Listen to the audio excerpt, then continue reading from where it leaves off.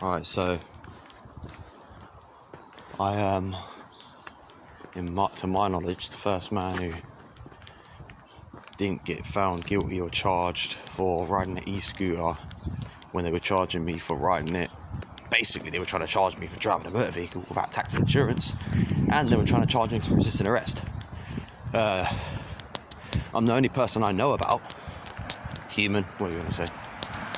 Only man I know about who has been arrested for those charges to do e-scooters and had it all dropped, when in their eyes there was overwhelming evidence, i.e.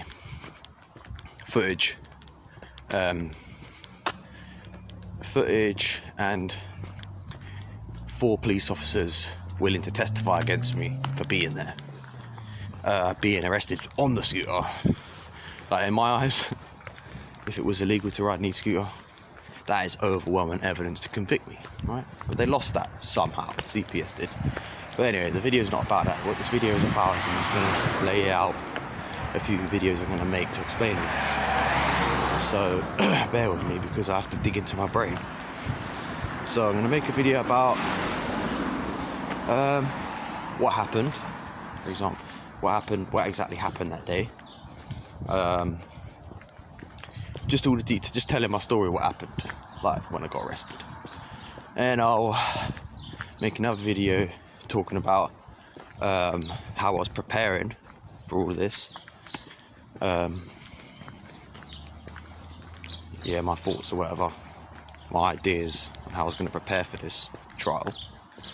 Another third video, the methods of how to approach the trial, you know, like flipping free man, if you want to go in there, not declaring your name and all that, so technically you're not like the person who was driving's like a commercial term, all of that. You could try that route. The second route could be playing them, what I call playing them at their own game, where like you're obviously accepting, by appearing at court and accepting your name, you're accepting that you're the person. So that automatically rules out the free man approach. But the second approach, like I call, is the playing them at their own game approach, where like you find legislation where it's not compatible with the case, so you use their legislation against them, which is probably the best way. In that way you'd have to represent yourself, though, because if you, in my eyes, in my opinion, if you was to discuss this with a solicitor, they'd first of all try and discourage you, because their job is not to teach you the law. Their job is basically to make money off you not knowing the law, so they're not going to support you on that. So so this playing at their own game approach, where you represent yourself and you use their legislation against them. That's the second approach. Another approach could be, I don't know another approach right now in my head. The third approach would be obviously to apologise what you've done, make it seem like you didn't know the law fully, but you plead guilty and you just they might give you somewhat less charges or whatever, less punishment, but then you're still found guilty. You're still admitting that's a motor vehicle, so if you do it again you get in even more trouble. And in my eyes, it's principle. It's not about the punishment you get, it's about me just not accepting the fact that it's a motor vehicle, because it's not. It's in breach of my freedoms. So there are my approaches.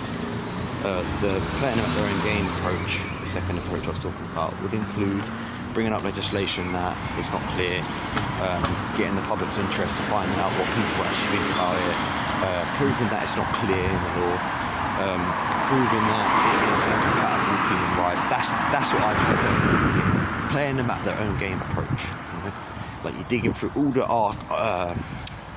the proof and the words what written down to do with legislation and your rights, this, that and the other, to use to fight it. Yeah, that's the best way, I think.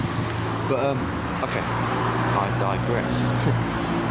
So another video I'll make on literally showing you my case all the evidence, not even evidence, well, evidence I guess, but all the things I printed out to prove that they should not be charging me for this, because I didn't make up the rules, I didn't make up the human rights, I didn't make up the legislation, they did. Well, not them, not the people you're going to see in this courts, but the Crown made up all these rules. The Crown and the Parliament and all that, the country, the government, all that. They made up the legislation. The countries and all the people in power, they made up the human rights. So if even what they made up, the human rights, the rules around that, the legislation, if all of that is against what they're saying, then I'm just a middleman. I'm just a delivery man. I'm the messenger, you know, and you can't shoot the messenger. So I'll make a video about laying out all the stuff I printed out, all my case, how I was going to go about it. You know, like how, for example, I was going to use my right to a fair trial. The Human Rights Act 1998, right to a fair trial, Article 6, states in there that you should be tried in a language that you understand clearly. And because we all know about, well, I don't know if we all know about, but if you do, how they use legalese in court, which is basically a different language. It's a foreign language, it's not English. It sounds like English, looks like English, but it's not. So if you invoke in my eyes, to my knowledge, if you invoke your human right to a fair trial, Article 6, of having the trial spoken in a language you understand, you can request it to be spoken in plain English, which is what I was going to do.